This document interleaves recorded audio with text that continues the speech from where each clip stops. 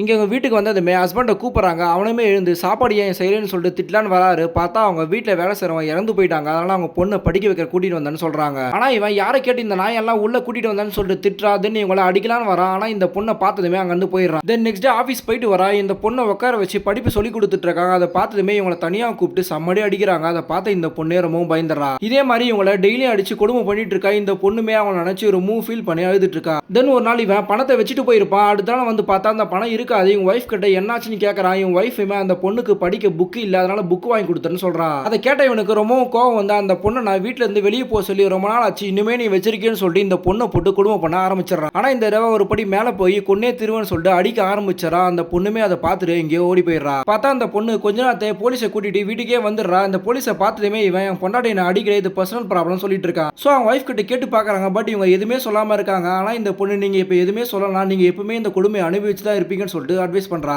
ஆனா இவன் போலீஸ் கிட்ட நம்மளுக்குள்ள எந்த ப்ராப்ளமும் இல்லைன்னு சொல்லி கெஞ்சறான். தென் முறைக்கிறான். ஆனா இந்த பொண்ணு இந்த தடவை பயப்படாம போலீஸ் கிட்ட என்ன குடும்பம் பண்றான்னு சொல்லிட்டு சொல்லிடுறான். அவன் கோவப்பட்டு போகும்போது அவன் புருஷனை அடிக்கிறா. தென் அவனை அரெஸ்ட் பண்ணிட்டு போயிடுறாங்க.